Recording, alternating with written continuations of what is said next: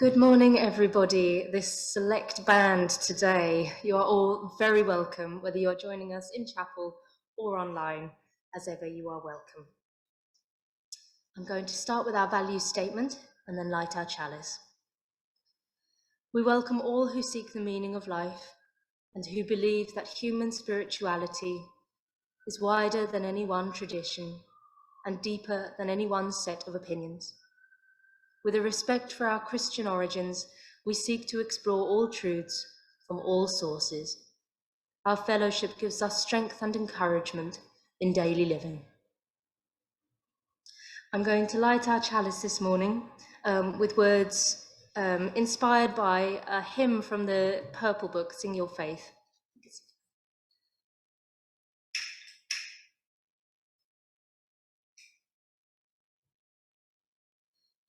May the deeds we do with our hands, and the words we speak with our lips, and the thoughts we think with our minds, and the things we feel in our hearts be at all times worthy of the divine spark within us. Right, today Amaradaya has very kindly agreed to lead a Buddhist session for us today, so I'm now going to hand over to Amaradaya. Thank you so much. Thank you. I'm a little taller than you. I don't know whether I should. No, it sounds all right, doesn't it? Yeah. Well, yeah, thank you very much for inviting me. And very nice to hear that kind of opening. What did you call it? Is that your value statement? Yeah, very, very nice. So what I thought we'd do is I'd say a little something about the Buddha's life, because there's so much you can learn about Buddhism from his life. And then hopefully there'll be time to actually talk a little bit about how Buddhism is actually lived out. And maybe also some time for a short sit of meditation, led meditation, and just questions and answers. And I'll definitely, it would be very nice to have questions and answers, wouldn't it? Because that will be where we find that kind of common ground that we almost certainly have. So, yeah, I was going to actually introduce myself a little bit more before I talk about the Buddha. Amaradaya is a Buddhist name. It's a Pali name. The language of Buddhism is Pali or Sanskrit. That's probably not the language that the Buddha spoke. That language died out a long time ago, but Pali and Sanskrit are close, so you get a lot of Pali and Sanskrit in Buddhist texts. And it was given to me, the name was given to me when I was ordained into what is called the Western Buddhist Order, or the Triratna Buddhist Order. So, when coming to the Buddha, we're talking about maybe 2,500 years ago, 2,700 years ago, in fact, in what we now call Nepal. That's where he was born. He was born into, well, a lot of people were born into tribes in that part of the world at that time, born into clans. And his father was apparently the leader of this particular clan called the Shakyans. So his father was a man who had a lot of power and status and wealth. And he called his baby Siddhartha. So the real name of the man that they called the Buddha was Siddhartha Gautama. And his parents took him to a future seer, somebody who claimed to be able to, see into the future when he was a baby, because they were interested in what their child will become. Yeah? It's not uncommon even in India now. And they were told that this child will become either a great warrior like his dad, a great leader of a tribe, or a great spiritual teacher.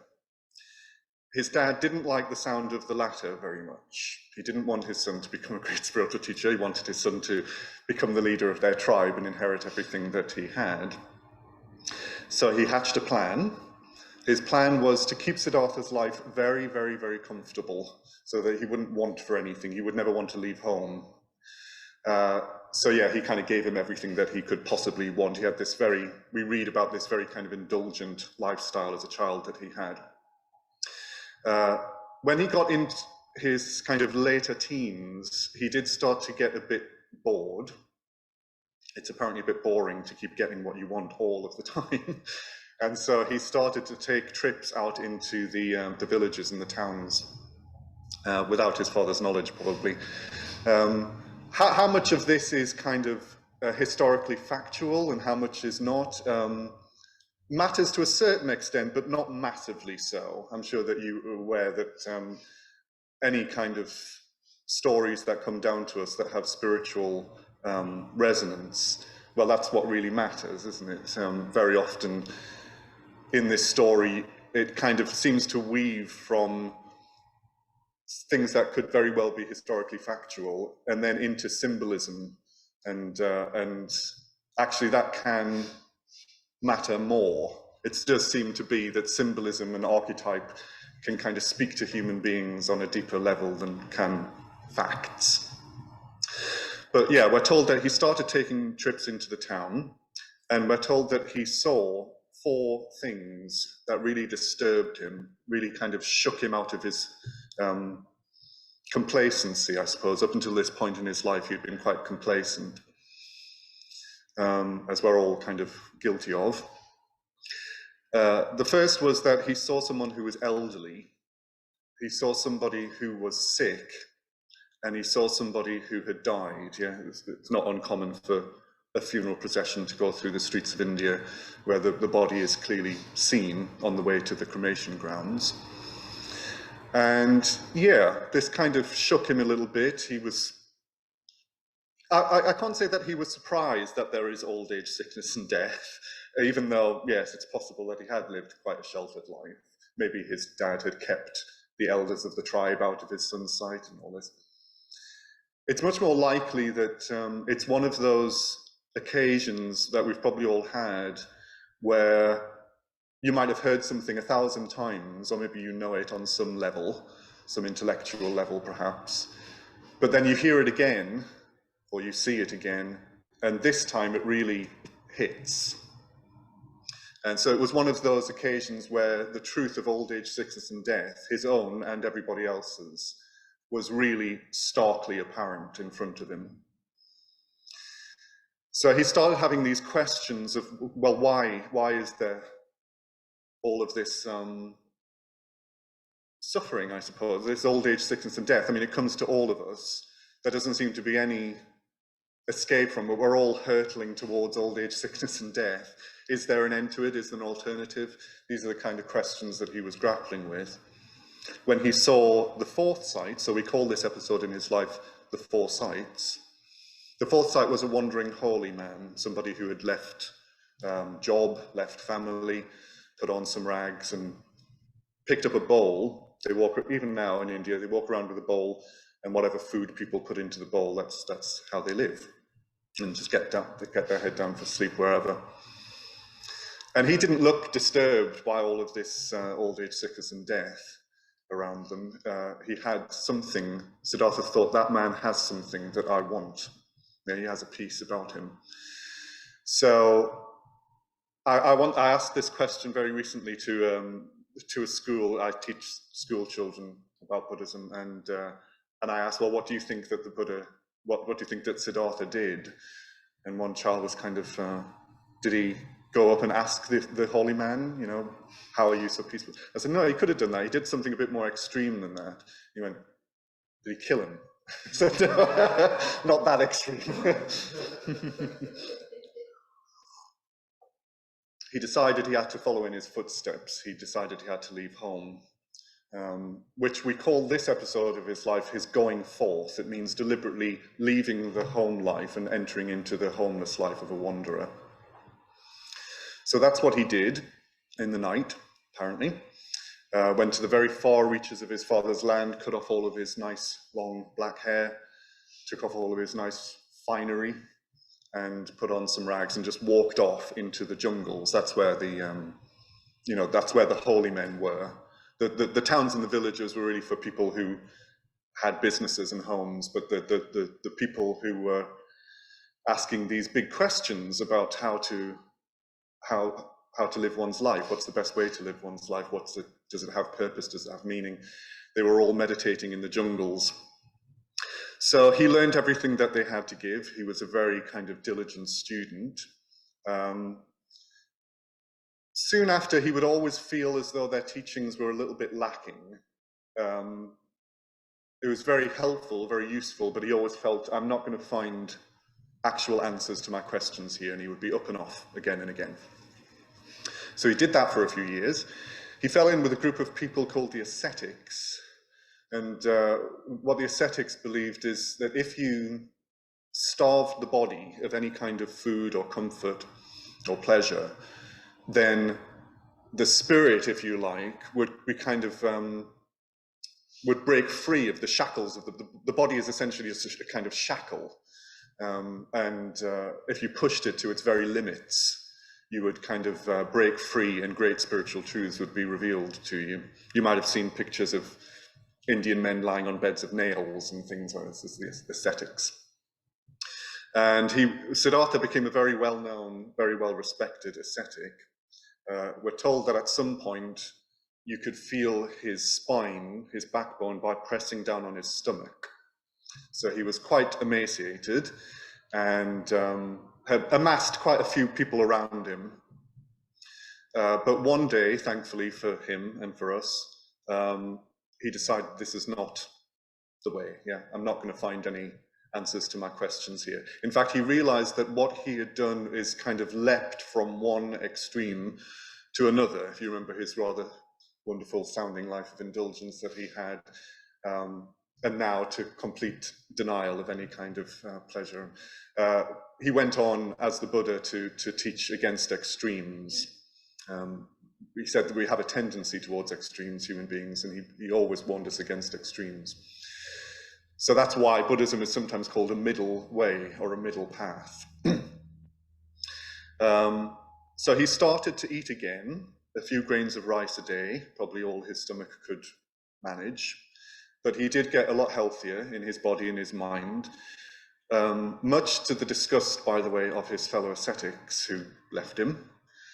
Couldn't quite believe that the great Siddhartha had caved in, started to eat a grain of rice a day, very terribly indulgent.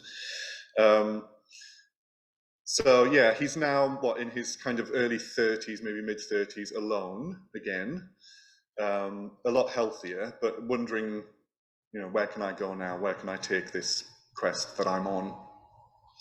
We're told at this point he had a memory from his childhood came back to him. He had been sitting underneath an apple tree, watching his dad plow a field, or watching his dad's people plow a field, probably. And he said that he very spontaneously fell into a very peaceful state. He hadn't gone looking for it. It just sort of happened.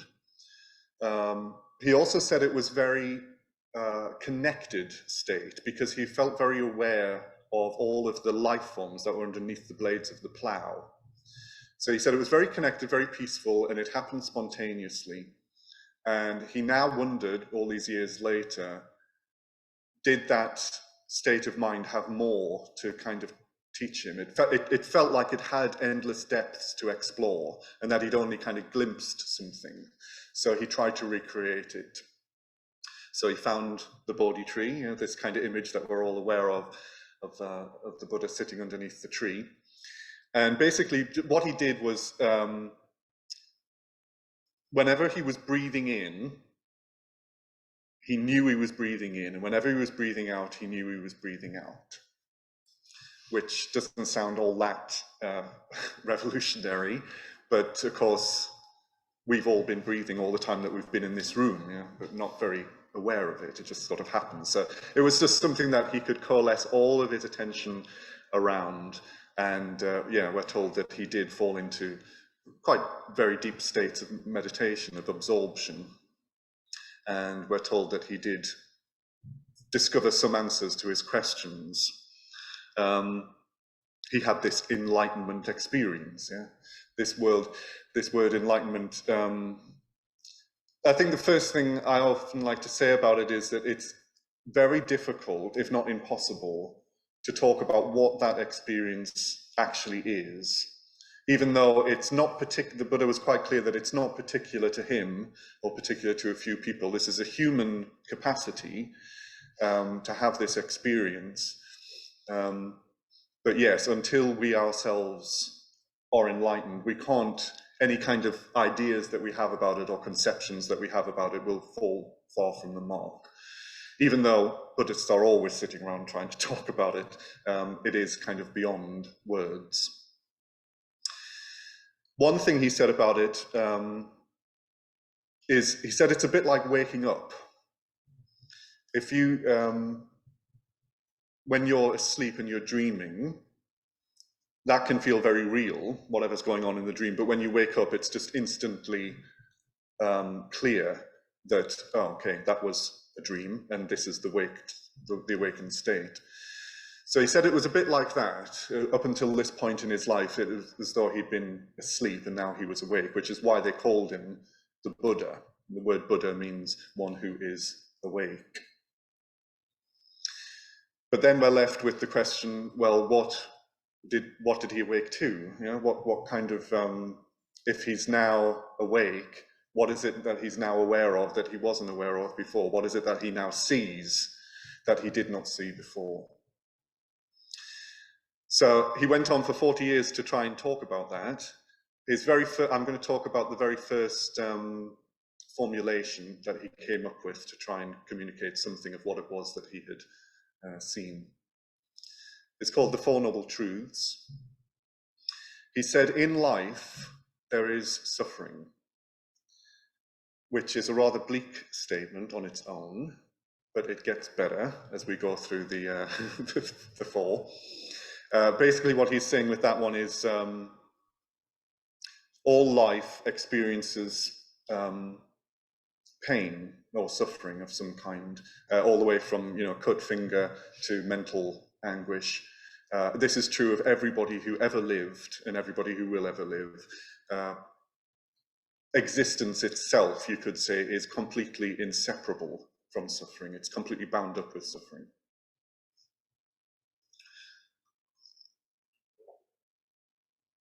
The second of the Noble Truths is that this suffering has a cause. It doesn't just arise out of nowhere. In fact, he said nothing does. Nothing arises out of nowhere. Everything has preceding causes. The preceding cause of the suffering is our own craving.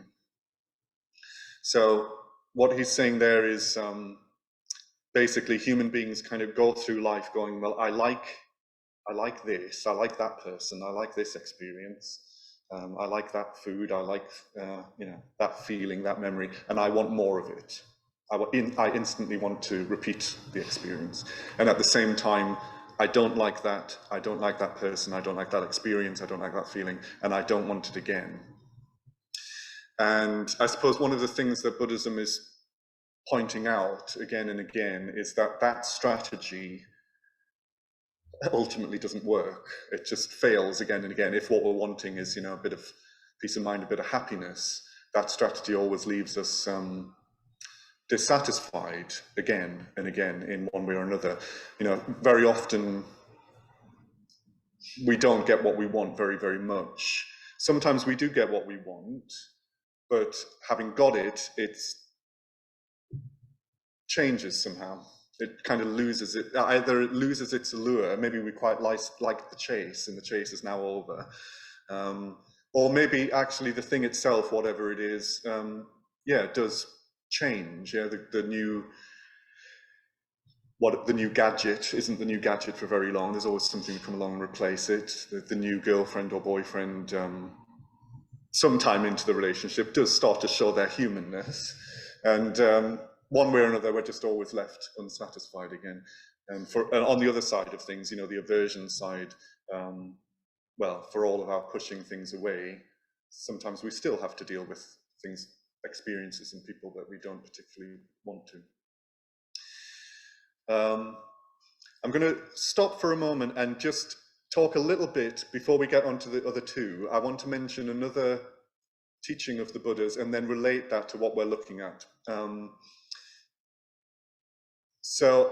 And I do that because this is kind of the heart of Buddhism, if you will. This is the heart of the Buddha's message. He said that our current experience, our current perception of ourselves and the world is a misperception. The perception that we currently have is, well, rather a dualistic one. I am, here I am, and there is everything that is not me. There's the world, and here I am. We all have quite a strong sense of ourselves. I am my body, or somewhere in my head. We all have quite a strong idea about me, about ourselves, living in a world full of other fixed, independent beings and things. He said this is mistaken. He said that this is, it's very understandable, you know, from our current perspective, that is indeed how it looks, that there are these fixed, independent things. We are one of them, and there's another one, there's table, and there's chair, and there's you. He said, actually, in reality, and this is maybe essentially what his enlightenment consisted of, was to see that all things are made up, all things are compounded. That means all things, there's actually just a constant flow, a flux of arising and passing conditions all the time, coming together in this moment and giving the illusion of something rather fixed and solid, giving the illusion of me, giving the illusion of table, house, car, whatever. Whilst I have that misperception, if that's a word, misperception, is that a word? Good. Whilst I have that misperception of there being a fixed, independent me in a world of other fixed, independent beings and things, it seems essential that I constantly chase after things that I feel will help me, or things that I will deem pleasurable, and at the same time avoid what I feel will hurt me or threaten me in some way or other. So we're constantly bolstering this sense of this false perception of a separate individual selfhood. So that being said, the third noble truth is that there is an end to suffering. The end to suffering is, of course, the end of craving, because craving was the thing that was giving rise to suffering. And craving, I suppose, the reason why I mentioned this false perception is because that is our most basic insistence, that is our most basic craving, that we want to exist as independent selves. It's the only way that we've ever known ourselves in the world. It's we are our most precious possession, and we don't want to give it up. But it's causing craving, and the craving is causing suffering. So finally, the fourth noble truth is that there is a path that leads from our current state of delusion to a state of complete awareness. Yeah? And that's what modern day Buddhism is. It's the whole body of teachings, the path that leads from one state to the other.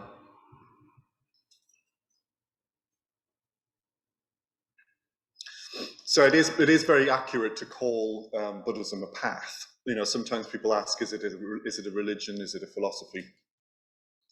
And there are, I mean, you know, just so you get used to never getting a straight answer in Buddhism, which happens a lot, there are these kind of seeming paradoxes, probably due to the fact that our perception of things is a little bit skewed. So to us, they seem like paradoxes. But yeah, there are ways of talking about it as a religion. It's not completely inaccurate to call it a religion. There are ways of talking about it as a philosophy. There are ways where it's definitely not a religion. There are ways where it's definitely not a philosophy. So the way to kind of cut through that, I think, is to say that it is a way of life. That's what Buddhism is. It's a path. It's a way of life. So, on to kind of how this is actually lived. If we do want to address this false perception, and we want to end craving and therefore end the arising of suffering, one of the more kind of concrete everyday ways that we might do that is to look at our conduct, to look at how everything that we're saying and everything we're doing and everything that we're thinking. So we're getting into kind of Buddhist ethics here. What time is it now? Okay. Oh yes, great, you've got a chocolate. It is, great. So we call these the precepts, meaning they are training principles. They're not rules. In Buddhism, we find rules a little bit, certainly around ethics and morality, we find them a bit not restrictive. There's less chance of coming to understand the why of ethics, if you know what I mean. Or if all you have is a rather cold list of rules to obey or commandments, then yeah, we're kind of encouraged to get into a working relationship with ethics, where we're willing to get it wrong. We will get it wrong sometimes. We can observe the consequences of that, the natural arising consequences of that. Maybe we can strengthen our resolve in that area for next time. Yeah, going back to the precepts again and again, these training principles, and seeing how we're doing, that's much more helpful than a cold list of rules, because we might never quite come to understand why that is a good way to live one's life if we're just obeying. So they are, and these are universal. It doesn't matter what tradition or school of Buddhism you're involved in, all Buddhists all around the world are trying their best to live by these 5. I will refrain from taking life. I will refrain from taking what is not freely given to me. I will refrain from sexual misconduct. I will refrain from untruthful speech. And I will refrain from intoxicating the mind. In our order, even though those are the traditional 5, we do find it a bit more inspiring to word the very same precepts in the positive. Yeah, we've just kind of listed them in the negative, i.e. things that we're wanting to do less of. But when we're moving away from a certain way of being, we are at the same time moving towards something else. There's a way of putting all of those 5 in the positive. So it becomes, I will cultivate deeds of loving kindness. I will cultivate, I do chant these every single day, I assure you. Well, in the negative, it was taking what is not freely given. So it becomes, I will cultivate giving, generosity. In fact, the Buddha said that is probably the cardinal Buddhist virtue. We call it dana. There's another Pali word for you. If you can be anything, he said, be generous. It doesn't necessarily mean giving everything that you have away all the time. That's not very sustainable. But certainly the feeling of wanting to give and feeling of wanting to share what you have, that's very, very important in Buddhism. Our whole movement and order just would not exist without people giving their time and their skills and their money. The third of sexual misconduct becomes, I will cultivate stillness, simplicity, and contentment. Probably because the only reason, possibly, that sexual misconduct is mentioned at all is because it is our most basic drive. Our sex drive is our most basic animalistic drive. It is our most basic craving, if you like. And therefore, you could word the negative precept, I will refrain from craving. And therefore, in the positive, it becomes, I will cultivate stillness, simplicity, and contentment. The fourth becomes from untruthful speech to truthful speech. And the fifth from intoxication to mindfulness, awareness. So those are the 5 in the positive and the negative. Many monastic orders are observing over 200 possibly. In our order, we take on a further 5 when we get ordained, we do. Because in Buddhism, for speech to be perfect, it has to be more than just truthful. It has to be kind, helpful, and harmonious as well. Okay. So yeah, the fifth precept in the positive, mindfulness. So we could have a session of that. We could essentially do what Siddhartha did. We could be aware of breathing in and out and see how that goes. Posture is obviously quite important. Body and mind are completely interrelated. Yeah, they're not separate things. How we hold our body matters a lot. Am I all right to move like that? Are you sure? Didn't ask you. So yeah, as soon as we're on chairs, yeah, just using the full back of the chair, shoulders rested, hands can go wherever they feel. They're not going to kind of fidget too much. You can close your eyes fully, or you can just lower your lids and just rest your gaze a little bit in front of you. The third thing that I always like to do is to recall that there's nothing actually to do. There's nothing expected of me. There's nowhere else I'm supposed to be. There's nothing else I'm supposed to be doing. And then I can start to notice that has a bit of an effect on my body. The body relaxes, and maybe the mind will follow.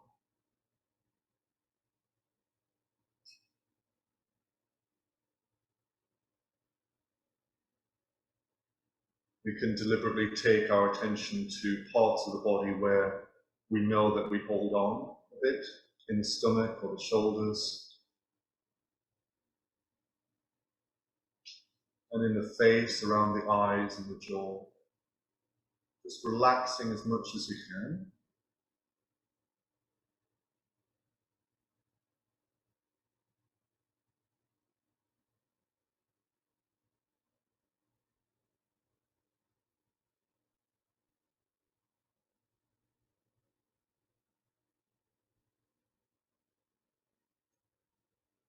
Take some attention to the sensation that's present in the sitting bones where you're making contact with the chair.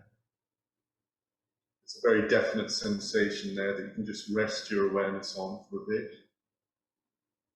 Keep relaxing into what you're doing.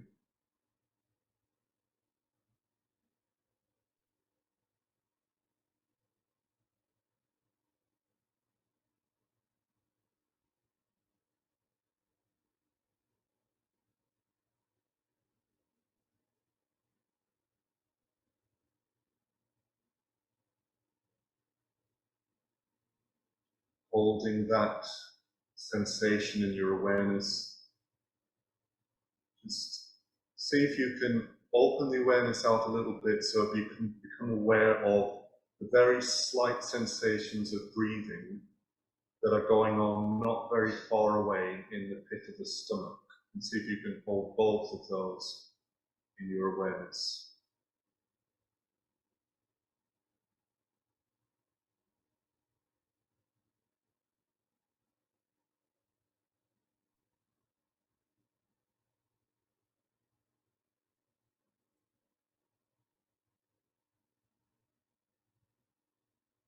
So it's kind of like all of your awareness is balled up and resting very gently in the very core of your body.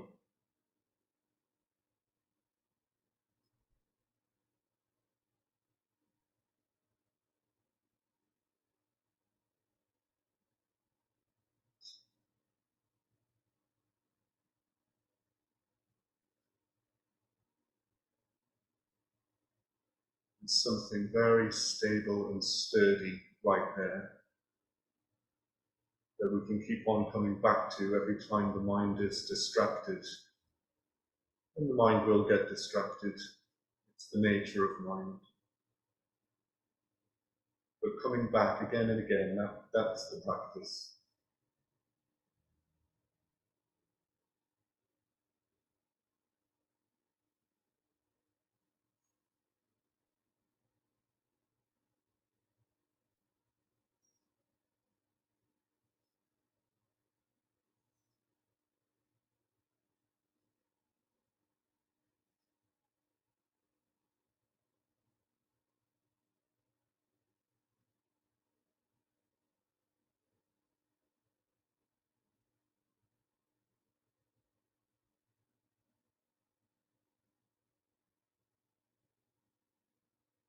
Whenever you're breathing in, know that you're breathing in. And whenever you're breathing out, know that you're breathing out.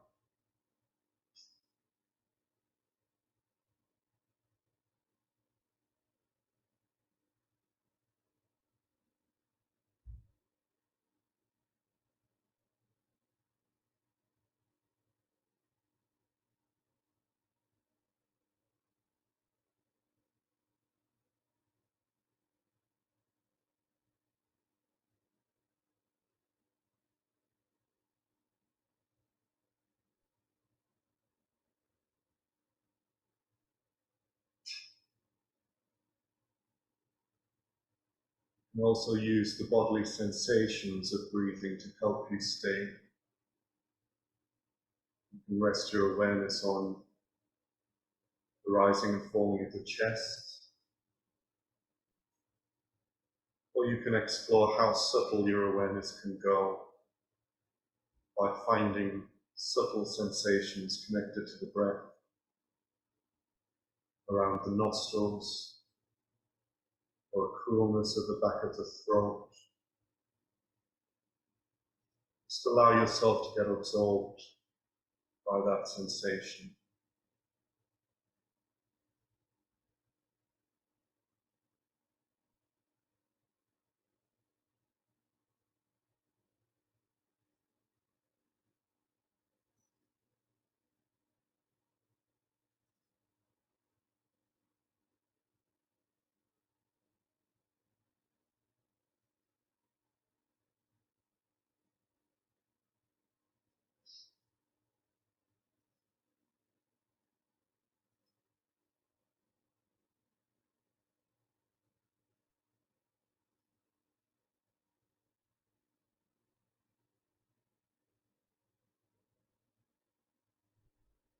There's something very now about the breath. Past breaths have already gone. Future breaths are just an idea. So we're just seeing if we can be present with this breath. And now this one. And now this one.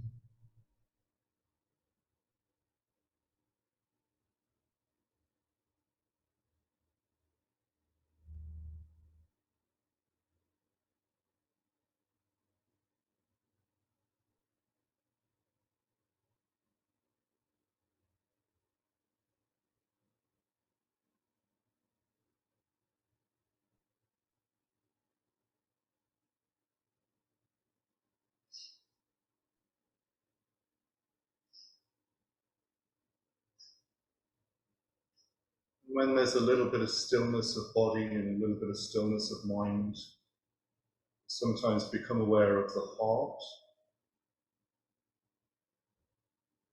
Don't have to do anything spectacular, just become aware of the whole emotional tone, the whole emotional aspect of our nature.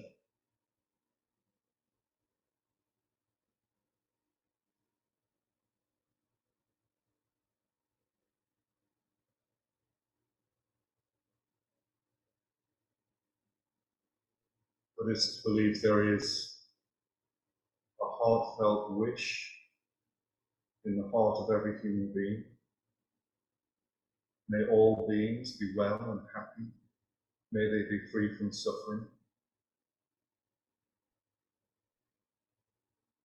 So for the last minute or so, we'll just sit and allow that heartfelt wish to be expressed in this moment, this body sitting here right now, this breath. It's all the manifestation, all an expression of the heartfelt wish.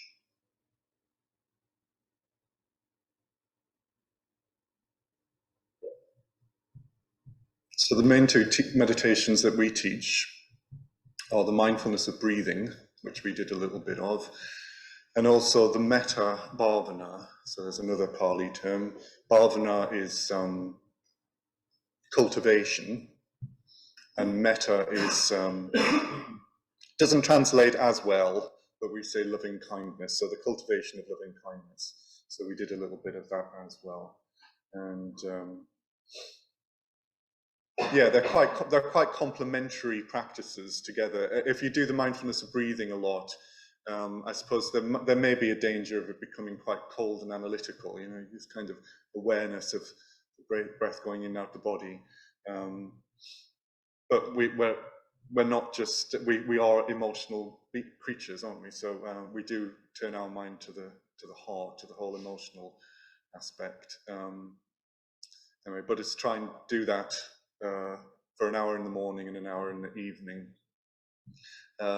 Basically, it's you know, when related to the precepts, what we were talking about before, it's just easier to live your life by them when the mind is clear, when the mind is when you are meditating regularly.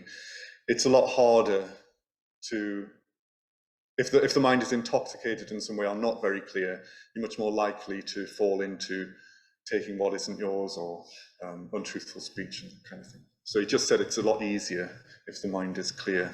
So try and keep a bright, clear mind at all times, was his message. So we've got 15 minutes of any kind of questions or anything. Just, it doesn't have to be a question, anything, just could say it. Sorry. Make Buddhist readings were one of the 5 principles of respect, and if that didn't come across. Right. I wonder if that is probably, it'll certainly be one of the precepts in a monastic setting. I suppose it may be covered by the first precept in the positive. Deeds of loving kindness includes respect, or in any of the speech precepts, you know, truthful, harmonious, helpful. It's all quite respectful. It's kind of implied if it isn't brought out explicitly. Well, you start saying sort of the main cause of suffering being cravings, longings that come from within. I would argue that the main cause of human sufferings is external influences of persecution, poverty, illness, all of those that are outside the outcome. Yes, well, that's true. Those are the effects of other people's craving. So our craving might come from persecution, but the person who's persecuting us is acting out of their own suffering, is acting out of their own craving. So anything that we might experience short of kind of natural disasters will be driven by human, well, maybe I should mention the 3 poisons. So the Buddha said that there are 3 things that are the main motivating, driving factor, whilst we have this misperception of ourselves in the world, which are greed, hatred, and delusion. So he said we all have those going on to varying degrees at various times, but yes, certainly we can be the recipient of other people's greed, hatred, and delusion. Yeah, for sure. I mean, persecution obviously comes from other people, but things like poverty and illness, they're not necessarily down to sort of other people. I think that's arguable. I think, you know, how we conduct ourselves and how we conduct our societies may very well result in poverty. Poverty and homelessness is not necessarily what's the word I'm looking for? Inevitable. They're products of human greed and hatred, according to Buddhism, or according to me. Don't take everything that I say to be a gospel of Buddhism, but I think we can trace all of those unfortunate things that happen in our societies back to human beings' greed and hatred.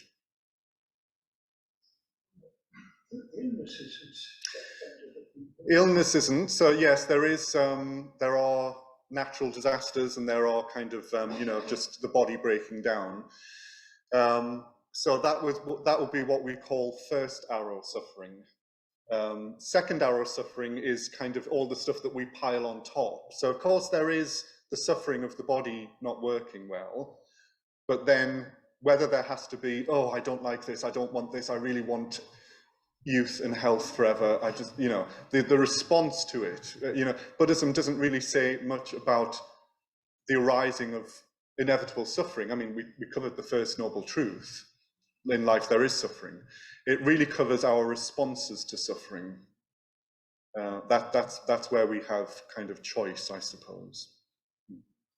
Poverty can be caused by other people, but far more often I see it's down to natural forces like famine and such like. And yeah. That is why we call, well, that'll be why the Buddha talked about the first noble truth. Yeah, existence is bound up with suffering. It's why we call this current state samsara, meaning an ocean of suffering. It is how the world is. It is very unfortunate, but it is how the world is.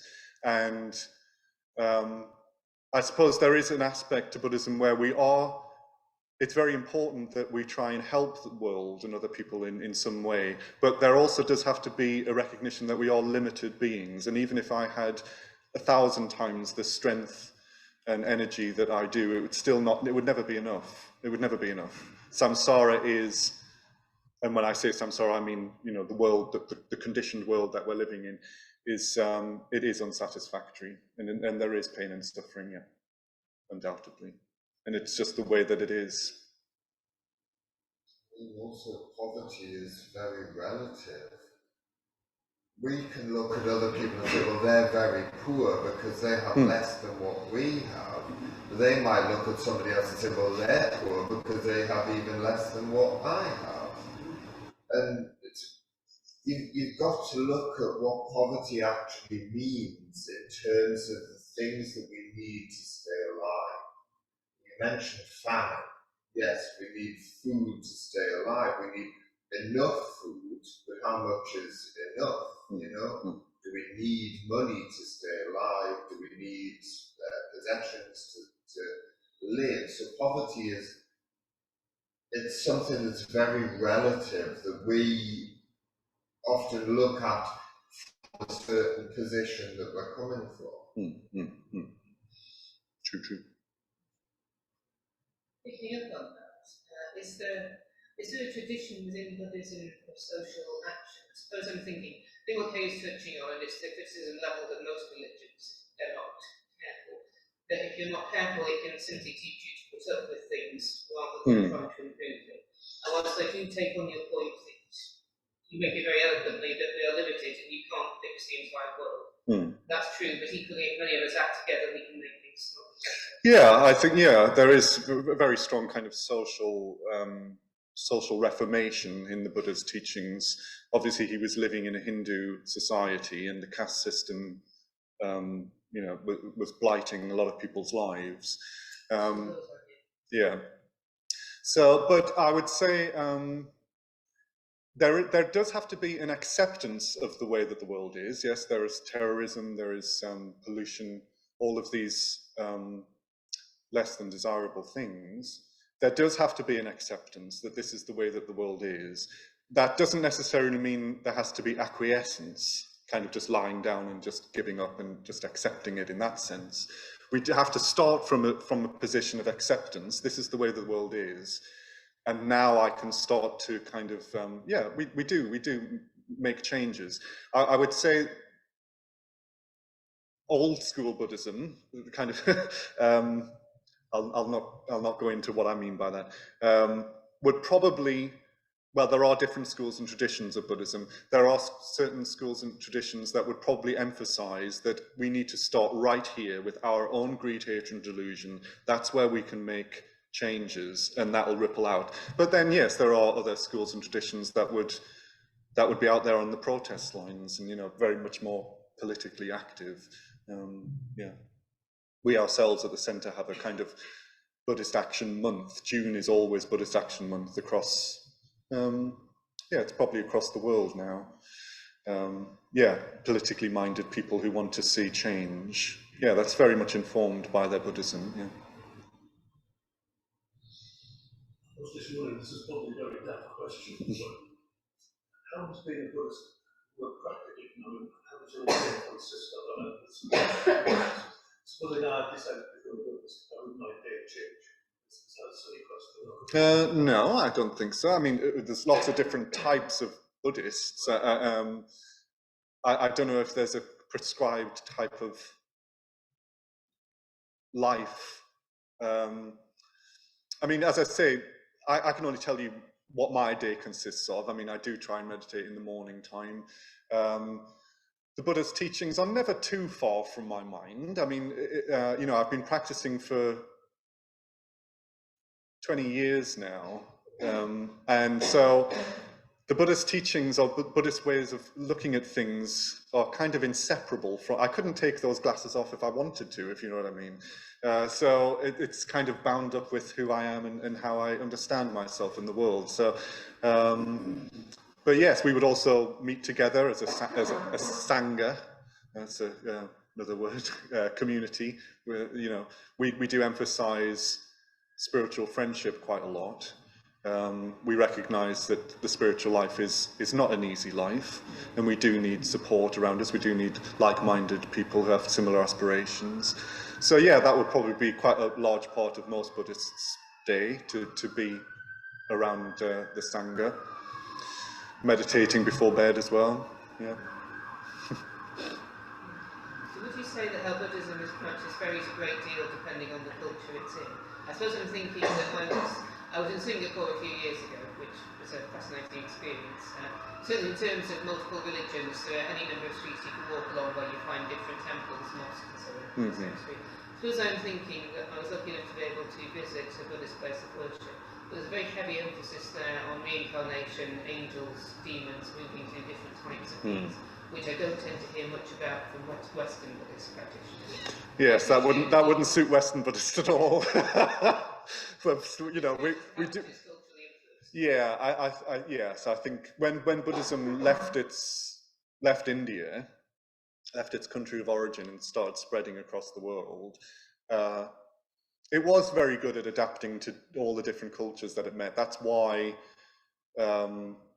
Tibetan Buddhism just looks and sounds very different to Zen. You know, Tibetan Buddhism's got this kind of green and reds and golds, and everything's very gilded, and they might emphasize, well, I was going to say they emphasize the bodhicitta, but I don't want to go into that whole teaching. Loving kindness for all beings, they might emphasize that. The Zen people, they might kind of keep everything very, very minimal and might emphasize just pure sitting awareness. Yeah. So different schools and traditions, as they sprung up, emphasized different aspects of the Buddha's teachings, and they do retain their culture quite clearly. Japan, China clearly retained their culture when, yeah. I get all, sorry, Yes. I get all the principles of Buddhism and that sort of thing. It really relates to me, but what I can't get me thinking around exactly is the thing of karma and the moving on through life. You know, that I might come back as a donkey or I might come back as a frog or something. I know that. Yeah. I can't marry the two. I understand the principles of Buddhism, and I'm on board with all that, but the karma bit, I can't quite understand. Well, I mean, there's a lot to say there. All I'll say in the last 5 minutes is the word karma just means action. That's all it means. That's all it refers to. And the Buddha didn't teach in reincarnation. He taught rebirth, which is a slightly different teaching. He was aware of the teachings on reincarnation, obviously, growing up in Hindu society, but he refuted it. He said the idea, you know, we were talking earlier about there being not an actual fixed selfhood here, even though we kind of perceive that there is in some way. Reincarnation supposes that yes, there's some sort of essence here that leaves this body and enters another body.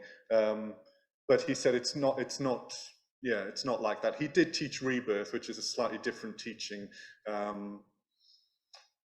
And I could go into it, but I'll not. Instead, I'll say that actually it's not at all essential that Buddhists believe in rebirth. We find that the fact that the Buddha taught it quite interesting. You know, he did teach it.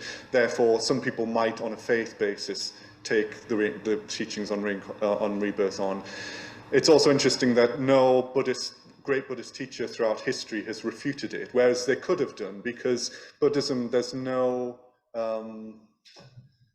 doctrine, there's no dogma. You know, we're quite free thinkers. It's quite fine for Buddhists to say, you know, what their experience is, and they don't have to attest to the Buddha. The Buddha said, don't take everything that I say to be true. You have to test it in your own experience. So they could have quite clearly said, actually, rebirth is incorrect and blah, blah, blah, but they haven't. So that's interesting as well. But yeah, no, Buddhism is very experiential, and, you know, I haven't died yet. So you know, it's quite all right to say that we just don't know. I don't think it would be quite all right for a Buddhist to say that rebirth doesn't happen, that it doesn't exist, but it's quite fine to say, you know, I just don't know. I mean, what other answer really could there be to that big question? Yeah. There's a rather unsatisfactory, quippy response to the question of will I survive death or not, that says, well, you'll soon find out. You know, it's kind of, but as I say, what other answer really could there be? We can come up with all kinds of answers and ideas and concepts, but do they actually get us much closer? Not necessarily. So yeah, we don't worry about it. So I'd just like to offer a final thank you to Amarahadaya for today's wonderful session. And I'm going to extinguish our chalice with some words taken from the Inquirer, written by Rachel Lomberg. Sources of courage and compassion, sources of reason and radiance. In these days of so much uncertainty, may we choose honesty over comfort, love over complacency, and truth over convenience. May it be so.